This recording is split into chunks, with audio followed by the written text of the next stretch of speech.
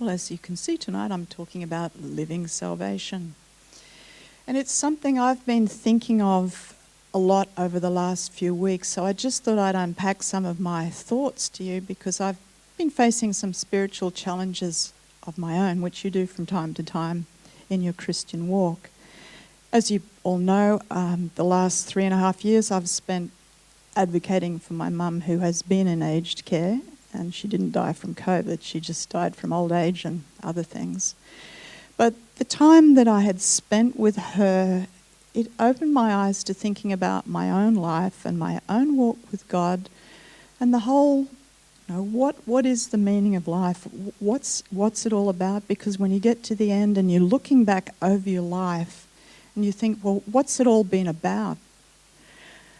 I journeyed with my mum in the last 3 years to go into aged care, going from her home, which had all her possessions and her furniture and things that she'd gathered over her long life that was full of memories. And when you're going from like a 2-bedroom home, you're going into a 1-bedroom unit in aged care. So you have to get rid of a lot of stuff. And that was something that really impacted me and started this whole journey. It was just starting to see her life disintegrate.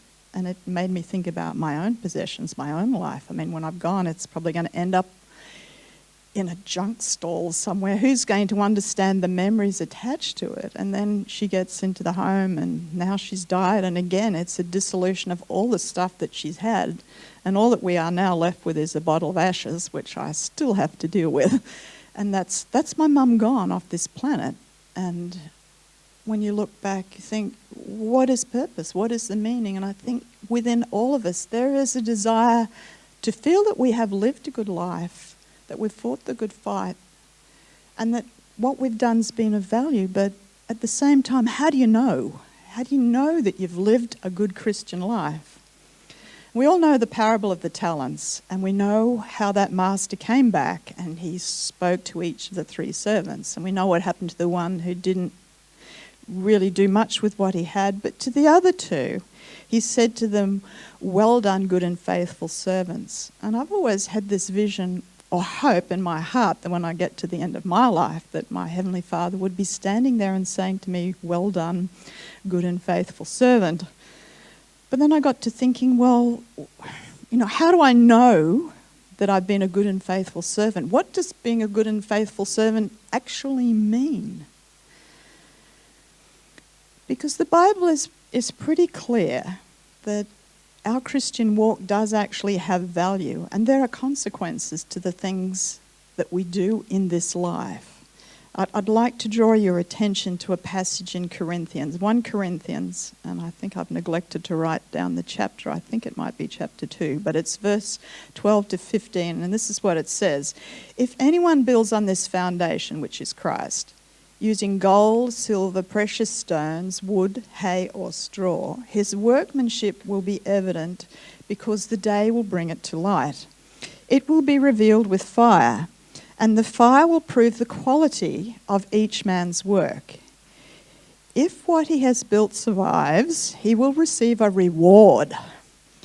If it is burned up, he will suffer loss. He himself will be saved, but only as if through the flames." Now, I think we all like to get rewards, don't we? It's kind of nice to get a reward. You like some to acknowledge that what you've done's been good and it was worthy, that what you've done was worthy. And I want to hang out for a reward. I don't want to get to the end of my days and get to judgment and find that all I've got is just ash, that there's nothing left. It's caused me a bit of consternation.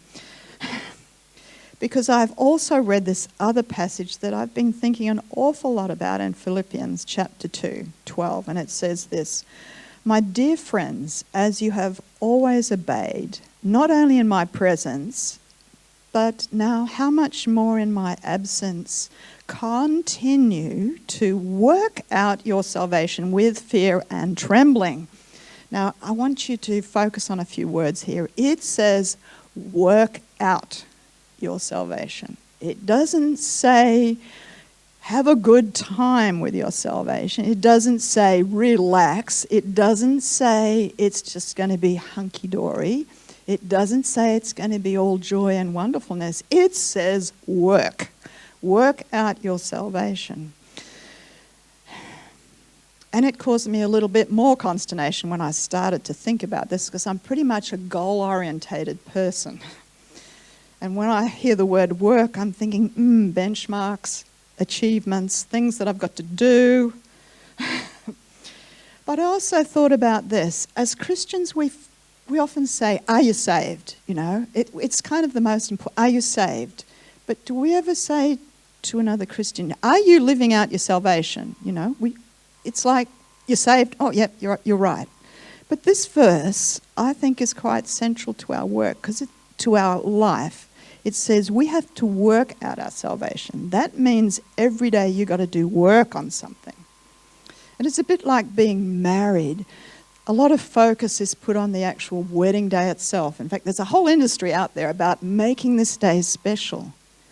But that is not what being married is about. Being saved is not what the Christian life is about. It's working out your salvation. And when you're married, it's about working on your relationship. That's what being married is all about. There is actually work involved. So here we are. Well, I'm wanting some praise. I want to get a reward. And I also have to work on it to get it. So the Christian walk in life is sounding a bit stressful to me at this point. Because when you look at Jesus, he wasn't just a man, he was God. He has set an incredible benchmark, an incredible standard to live up to. And I'm just looking at him and I'm thinking, I can't do this. There's just no way I'm going to measure up. I'm already failing. You know, there's no way I can be like Jesus. Is the life that I'm living, is it going to be acceptable to God? Because there's just no way. I'm just not like Jesus. I stuff up all the time, say things I shouldn't, put both feet in my mouth. You know, that's just life. So it's no wonder as Christians we can sometimes struggle with guilt, struggle with shame when we look back over the day or the weeks or what we've done with our lives. It sometimes isn't a very rosy picture. When we think about we've got this Christian life, we've got to live, we've got to have this living salvation that we're supposed to be working on. We struggle with what is God's will for my life? Am I doing what he wants? And what happens when I stuff up? It can all weigh down on you pretty heavily daily as you walk with God. So I've thought a lot about these things because the Bible says our life with Christ is supposed to be one of joy. We're supposed to have peace. His yoke is supposed to be easy.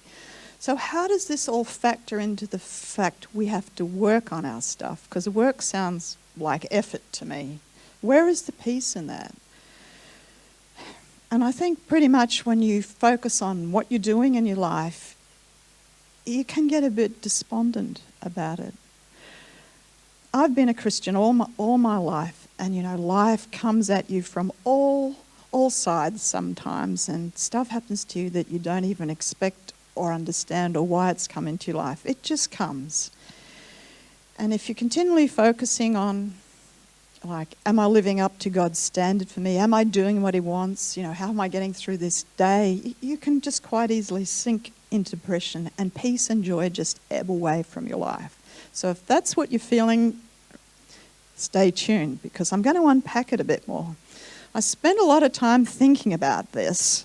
I'm thinking I am missing something here. I am just certainly missing something. I should not be feeling weighed down by the expectations that I think God has for me on my life. What's wrong with the way I'm looking at this picture?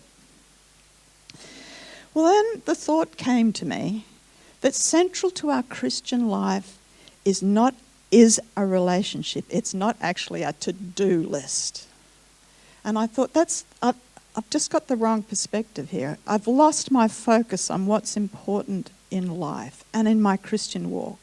It wasn't all this stuff that I needed to be doing. It's who I needed to be doing it with. See, Christ came to us. He came to the earth to build reconciliation between humanity and God. In our natural state, being born into this world, we're born in a state that's separated from God because of the nature that's born within us. We were never made to be doing life alone. We were created to be in relationship with God. And Christ came to be that bridge. He came to be that glue to bring us back into relationship with God. You see, concentrating on the to-do list, am I meeting up to God's standard? Am I doing what's right? Having a mindset that focuses on those things misses the point. And in fact, that's really a religious point of view. That's what the Pharisees were about. They were about, you've got to live up to these rules and regulations, and that's what an acceptable life to God is. And I'm thinking, no. Jesus came to build relationship with us, and that's where my focus needs to be. And I think if you're wanting to get on in your Christian life and live a life that's acceptable to God, you need to be focusing on building a relationship. Just like if you're in a marriage, you have to daily build that relationship of intimacy with the person you want to be with. You have to actually want to be with God. You have to spend time with God. There's a wonderful verse in Galatians which sums it up for me. And it's about not living a life for God, it's living a life with God within us. The life that we live is the life of Christ within us. I have been crucified with Christ, and it's no longer I that live, but Christ that lives in me. And the life I now live in this body, I live by faith in the Son of Jesus Christ, who loved me and gave himself for me. And this brought me to my next thought about what living salvation was all about. I've said it's about focusing on a relationship and not a to-do list. But factoring into this was something that we often don't like to talk about a lot, and that's the fact that we do stuff up a lot, that we are innately weak people. We are weak, broken human beings. And there's a wonderful hymn that I used to sing as a child when I was in the Anglican Church. It's from a hymn called Praise My Soul, the King of Heaven. And these words came to mind. Father-like he tends and spares us, and well our feeble frame he knows, and in his hands he gently bears us. There's a lot of passages in the Bible that talks about us needing to rely on God and rely on God's strength. Now, if we weren't feeble people, there would be no need for that. It's just like Sean's demonstration this morning with the fishing rod and the fly. I felt it meshed in really well with what I had to say tonight. That, yes.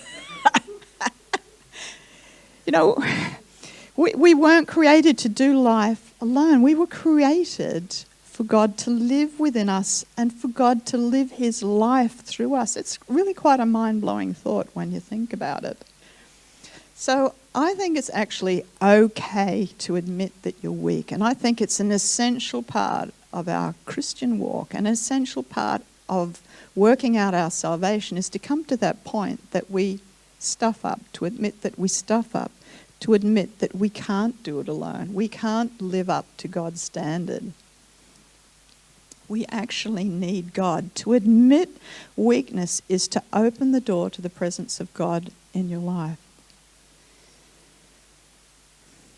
I would like to just undermine a little bit something that was said to me as a very young Christian when I was struggling about not knowing what to do, was to think about what would Jesus do. Now, I don't actually find that a very helpful thing to think about because, again, it comes back to the to-do list. I think a better way of approaching it is, God, how can we do this together? How can we face this situation, this issue, this difficulty together? How can your life live in me in this time, in this place? And in the last 3 years that I've spent advocating for my mum, I have asked myself many times, what is the purpose of her living in this feeble, frail state? Where is the meaning in it? Why am I going through this hard time? How in this can your life live in her and live in me and what we're going through? And you know what? I don't think this side of eternity we're actually going to get an answer to that question. because if anything's taught me in the last 3 years is that we're just part of a bigger picture. We don't get the privilege of getting that answer. And I just know that there are times when I've had to stand up, say stuff, write stuff, and talk to people, and I don't know how it's going to play out, and I'm not to worry about it. I just know I have to get up and do stuff, say stuff, and just leave the rest to God. It's about being obedient to what He's calling you to do in your place and in your time, and He doesn't always tell you why. And I think you just have to live with that. We can't control everything. We don't know everything. And maybe sometime down the track you will learn why. But at the time we don't always get to know. I just would like to read you an encouraging verse from Corinthians chapter 12. It says, "But He said this to me, my grace is sufficient for you, and my power is made perfect in weakness. Therefore I will boast all the more gladly of my weakness, so that the power of Christ may rest upon me. For the sake of Christ, then I am content with weakness, insults, hardships, persecutions, and calamities. For when I am weak, then I am strong." And I can say that's certainly how I have felt in the last 3 years, and even in the last few weeks. It has been quite a hard gig. And speaking up and standing up and advocating, it has its consequences, and it's taken quite an emotional toll on me, to the point in these last few weeks where I don't want to get out of bed, I just want to cry all the time, and I just feel inherently sad. And I think that's a direct consequence of standing up and advocating and being there for my mum for the last 3 years. And I thought very strongly about, before I got up and said anything, I know there's going to be a consequence. And I think you have to be ready to take the consequences. And even though it's still difficult for me at times, I know that in my weakness and in my frailty, God is there with me, and that He still has control of the situation. So don't be afraid to admit that you stuff up. Don't be afraid to admit that you don't know what to do. Come back to that place of God and ask Him. Go into relationship. Work on your relationship with Him. And you will get answers. I have found that there are times I've struggled and didn't know what to do, didn't know what to say, and often pressing in, a thought will drop into your mind, usually at about 6 o'clock in the morning, that this is what you should do, this is who you should go to, this is what you should say. And then it's having the courage to actually go through and do what you feel you should do. This brings me to my next point. As Christians, we are frail, weak, broken people, made strong in the strength of Christ. But still we tend to carry baggage with us. And I know I've got my baggage, and I'm sure you're carrying baggage around you. Past hurts, past pains, stuff that gets you down, people you just can't forgive, people you annoy you.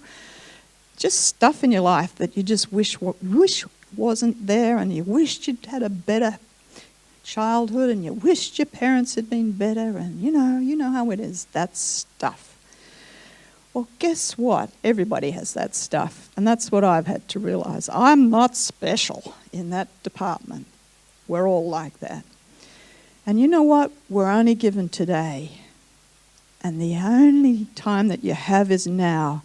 So learn to live one day at a time. Don't keep dragging the past into it, and don't keep dragging tomorrow into it. Jesus said some very wise words that I think a lot about. Don't worry about tomorrow. Today has enough trouble of its own.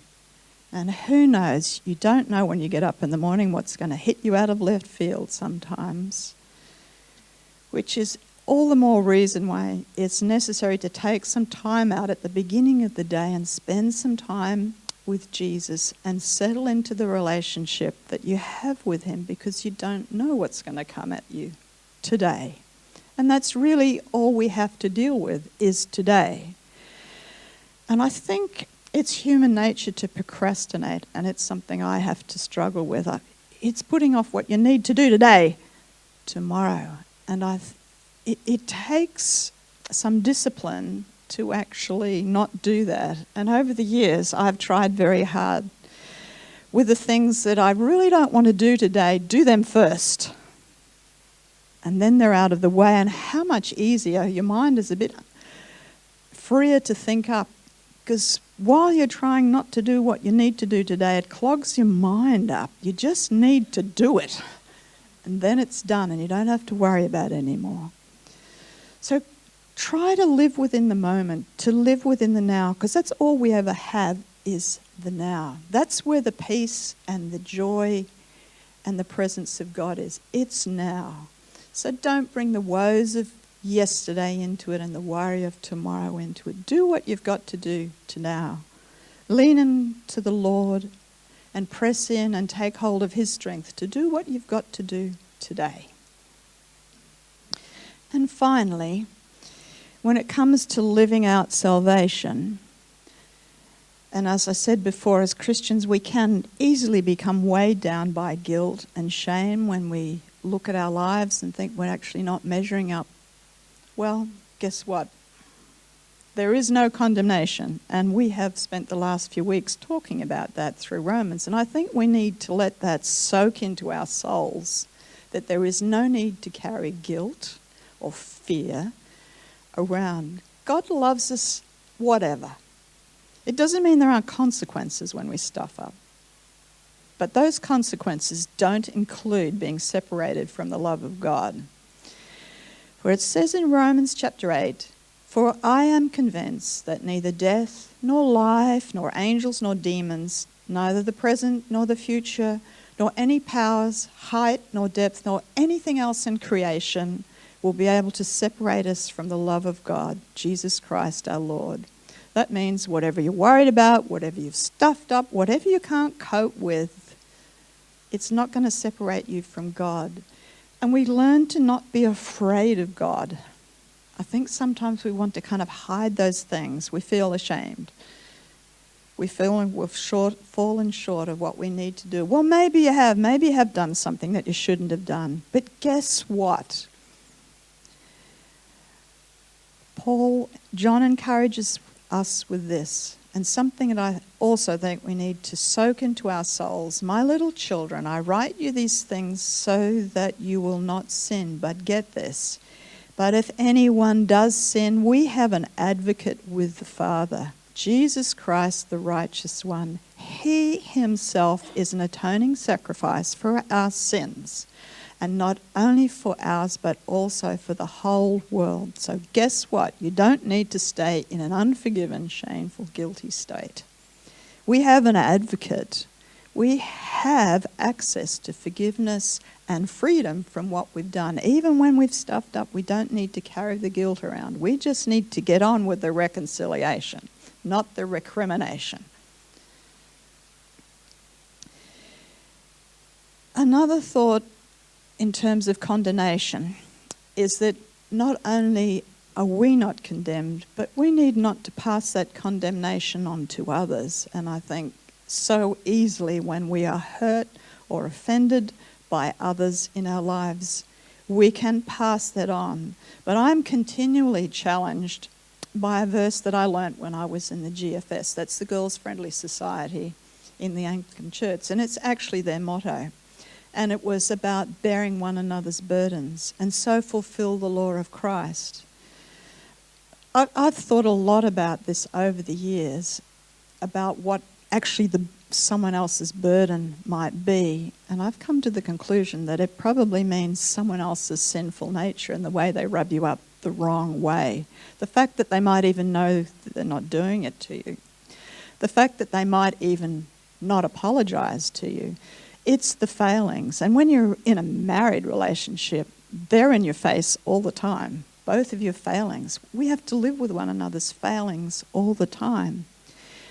And it is a burden we have to bear, but to bear it in love, not condemnation. To bear it with forgiveness. And the need to deal with stuff when it happens, to not let stuff fester in relationships. I love to do gardening, and I've got lots of hedges in my garden. And I put on my gardening gloves the other day, and there was something really sharp, and it was a prickle that had got into my gardening gloves from one of the hedges. It's got quite a lot of prickles, and I didn't think anything of it. But 2 days later, I had this really, really sore finger, this little spot, it was all swelled up, there was all this pus in under my quick, and when I got it underneath the microscope, guess what was in there?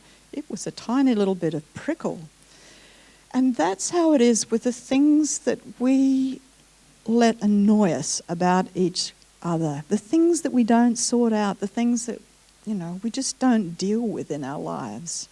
If we're going to be living out our salvation, we need to learn how to bear one another's burdens and be the bridge of God's love and forgiveness and reconciliation into each other's lives. A big challenge, and something I will leave you to go away and ponder on in your own time. We need to learn how to lay down our lives for each other and let God deal with the vengeance and all that other stuff we wish would rain down on someone when they do something nasty to us. I felt those thoughts myself when it came to dealing with my mother 2 weeks before it was actually probably 10 days before she died. She was overdosed by one of the nurses in the nursing home, and I think at that moment she probably came very near to dying, if not dying, and my sister phoned me up in a panic and said, I think you need to come in here right away. I think Mum's dying or died. And anyway, I got in there and, it set off a whole kind of chain reaction of stuff and having to deal with a doctor that was not really very nice. And it just was a pretty terrible time. But at the same time, I was thinking, I've got to deal with all this stuff. And as much as I wished, I've had to deal with my feelings with this nurse, because what she did to my mother was culpable. She actually caused her a lot of physical damage, so that her death actually became inevitable, not just probable, inevitable, because what happened to her, she had a big hypoxic incident, a massive stroke, because she was deprived of blood to her brain. And when she regained consciousness, she was not herself, and she was living in a lot more pain, having a lot more seizures, and there was nothing more, just life was unbearable for her. So we had to go down the course of morphine and, end of life stuff. And I've had to deal with that because I felt really very angry with this person and what she had did to my mother. But I've had to let it go and forgive, because I've thought through what I want this person to feel real pain. I'd like them to be sacked, But I've had to deal with it and let it go and let God deal with that in His own way. Because it caused a lot of trauma to myself, to my family, and it didn't need to happen, shouldn't have happened. So I want to leave you with some final thoughts to ponder on. We're not called to live a perfect life, okay? There's no benchmarks that you've got to jump up and meet. We're just not called to live a perfect life. We're called to live a forgiven life. God came into the world that we might know forgiveness. And a forgiven life forgives. We have not been called to live a perfect life. I think we need to let that sink into ourselves, because we need to allow ourselves to be forgiven and to forgive. Our focus in our Christian life needs to be not on our works, not on our deeds, not what we're doing, but on who we are doing it for. Who are we working for? Why are we doing what we are doing? We're doing it in relationship with Jesus. We're doing God's will on earth. And I can't say what God's will on earth is for you, other than in a general sense, it is to radiate his love to whoever is in your immediate vicinity, whoever is around you. That's God's will for your life. How that plays out individually, you need to work that out yourself. So it's not on what you're doing, it's who you're doing it for. Jesus came to serve, so we have come to serve others. The other thought, getting back to this, reward stuff that I was talking about earlier on, it means, what am I going to get, God, at the end of this life? You're going to pat me on the back, you're going to say, well done, good and faithful servant, you've done a good job. Well, I've thought a lot about treasure. What is treasure in heaven? And I've come to the conclusion that treasure is found in who we belong to and not what belongs to us. Our treasure is who we belong to. And that's what you take when you depart this life.